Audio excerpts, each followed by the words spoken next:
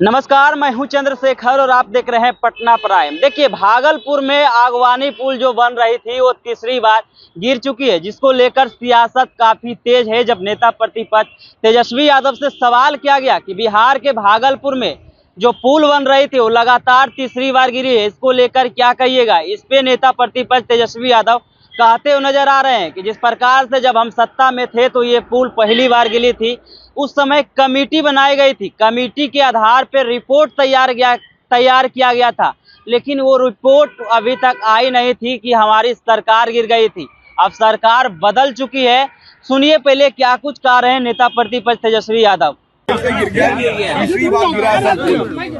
अभी हमको जानकारी जो है वो मिली है कुछ देर पहले, और ये लगभग जो है तीसरी बार जो है ये पहली बार जब गिरा था तो ये निर्णय हुआ था कि कोर्ट का मसला था।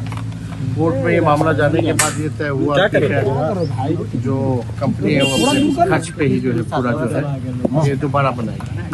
अगर ये तीसरी बार ये गिरा है कहीं से जो है का हर एक चीज़ जो है कमेटी बनी हुई है जांच के लिए। जब हम बने हुए थे समय कमेटी हम लोगों ने बनाया था और उस कमेटी के आधार पर जो रिपोर्ट आने थे उस हिसाब से एक्शन लेना था। अब देखना पड़ेगा कि उस कमेटी का क्या रिपोर्ट है, क्योंकि उसके बाद तो हमारी सत्ता चली गई, हम रहे नहीं।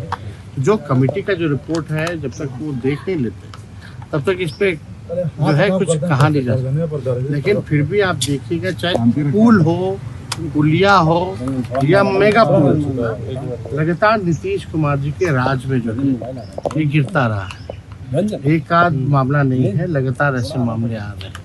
तो अगर जो भी दोषी है, तो साफ तौर पे कहते हैं जो भी दोषी है उसको सख्त से सख्त जो है कार्रवाई होनी चाहिए।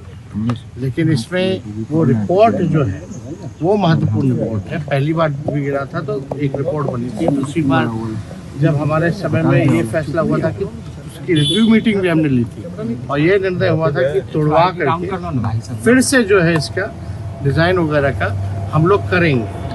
तो ये कर रहे थे, लेकिन कोर्ट में मामला चला गया था, लेकिन कोर्ट का जो निर्णय था सबने उसको पालन किया। तीसरी बार गिरा है। अब ऐसा लग रहा है कि ये पता नहीं पुल जो है कब तक बनेगा। ये अब किसी को जो है विश्वास नहीं होता कि ये पुल बनेगा भी कि नहीं बनेगा। तो इसके जो भी डिज़ाइनिंग स्ट्रक्चर जो भी फॉल्ट है उस रिपोर्ट में आएगा। हम लोग भी जो है सरकार के अधीन मंत्री के पास, हो सकता है कि हम तो हट गए, हो सकता है रिपोर्ट आया होगा, लेकिन हमारे जहाँ तक जानकारी में हमको नहीं लगता कि जो मंत्री बने हैं वो अभी तक इस पुल को लेके कोई समीक्षा बैठक भी की है कि नहीं की। एक सवाल अगर की है तो इसकी जानकारी जो है वो बताना। एक सवाल है, 15 अगस्त को सीएम ने भाषण दिया, उस भाषण में भी पर्सनल अटैक लालू प्रसाद ने किया। क्या ये जस्टिफाई है? 12 लाख जॉब कोई भी हम अब उनके बारे में हम क्या ही बोलें। हमारे अभिभावक हैं, बुजुर्ग हैं, अब उनको हम लोगों को गाली दे के ही उनको थोड़ी खुशी मिलती है, तो वो खुशी आप लोग क्यों छीन दे?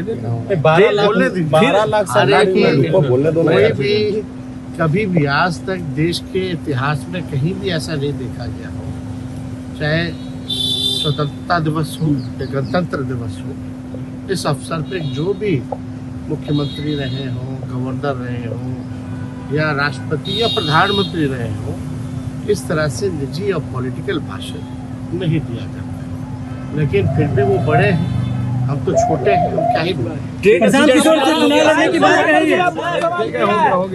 तो आपने सुना, नेता प्रतिपक्ष तेजस्वी यादव कह रहे हैं कि जब हम सत्ता में थे तो पहली बार ये पुल गिरी।